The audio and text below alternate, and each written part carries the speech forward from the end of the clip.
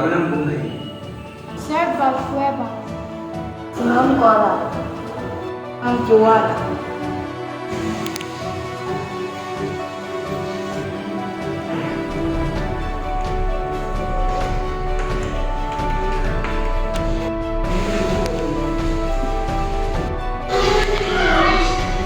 Goodbye, ma'am.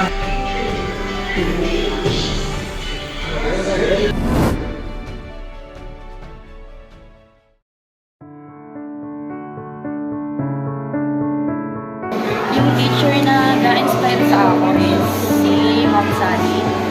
Kasi sa The Winning Pagkakot niya, na-inspire ka dun sa kiyang strategy kung ina na siya magpupunta siya kahit dun sa lesson na yun. Kung yung iba may nakasabay, na-inspire mo na maging teacher someday dahil sa iyang dedication tapos yung sa iyang strategy pag-teach. Teacher na nai-inspired ako pag naglalesson siya si Ma'am Jovelina sana. Kasi the way na mag-teach siya is talagang it gives me motivation to become successfully educator someday. Naka-inspire sa akin si Isabel. Sa mga kinukwento niya sa akin sa buhay, mga napagdaanan, ano yung mga dapat gawin sa anong problemang to, is nakakatulong sa akin. Ang isang professor na nakitaan ko ng inspirasyon at nailaan ko sa sarili ko ay walang iba kundi si Ma'am Maria Corazon T. L. Rolda, kung kilala natin bilang si Ma'am Cora. Kasi nung unang araw pa lang ng klase, nakitaan ko na siya ng sipag sa pag-aaral. Hindi lang dahil yun ay sipag sa pagtuturo. Hindi lang dahil yun yung naging profession niya.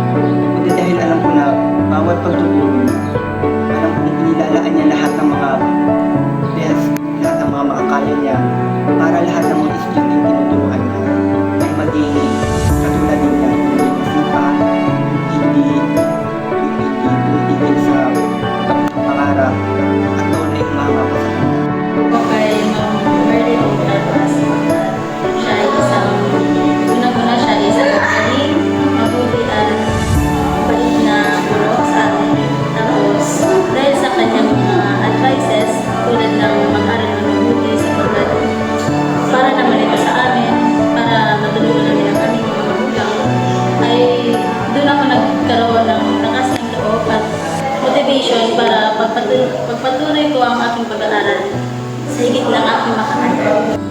Ang guro na aking na-inspire po sa lahat ay si Ma'am Merly Tapas kasi magaling siyang magturo gamit ang malumanay niyang boses, ang magandang pakikisama at magaling magbigay ng mga motivational words.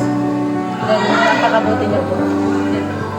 Na-inspired ako na teacher is si Ma'am Jennifer Aquino kasi as a bete-bete last time na-report yung classmate namin sa group which is yung reporting nila is hindi malinaw tapos yung hindi masyado na-explain ng maayos yung ni Ma'am Pig explain sa amin kung paano yung tamang pag-report tapos pag-explain para malinaw sa ako tapos maintindihan yung kabos. Ang inyong pagtuturo ay hindi lamang nagbigay sa amin ng kaalaman, kundi pati na rin ang pag-asa at inspirasyon upang mabuti ng aming mga pangalaw.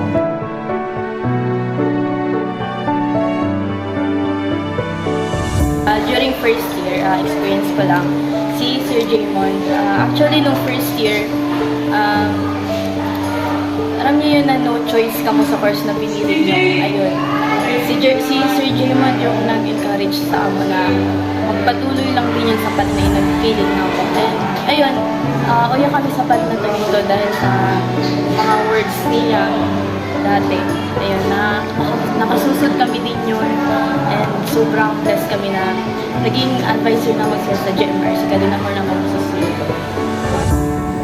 Nagpapasalamat po ako kay Merly Tapas dahil minamotivate niya ako na makapag-pursige sa pag-aaral at dahil doon nagkaroon ako ng lakas ng loob para magpatuloy sa pag-aaral. Yung tulong at guide na nabibigay niya sa akin, malaki yung impact sa akin. Lalo na sa course nga, like first year, na talagang no choice talaga kami kami magbabarkada. No choice talaga kami dito sa BA. Pero yun nga, sa pag-encourage ni sir na ipagpatuloy na lang itong course na to, hanggang ngayon, ito nga kami, third year na kami. So, third year na. Kayo ang nagbigay daan sa amin upang matuklasan ang aming mga hilig at interes at upang magkaroon ng kumpiyansa sa aming mga sarili.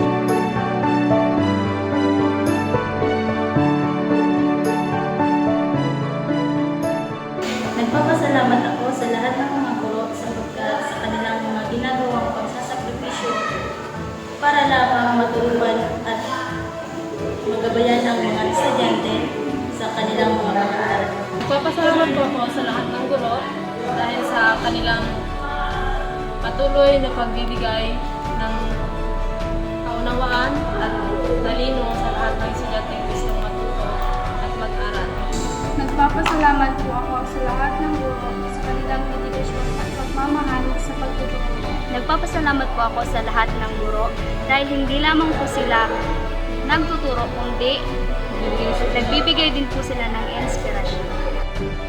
Sa bawat oras inilaan, sa bawat sakripisyo at sa bawat pusong ibinuhos para sa ating pag-unlad. Maraming salamat mga guro. Ang inyong dedikasyon ay hindi lang nahubog ng mag-aaral. Nagtayo kayo ng legasiya ng pag-asa at kaalaman na magpapatuloy sa susunod na henerasyon.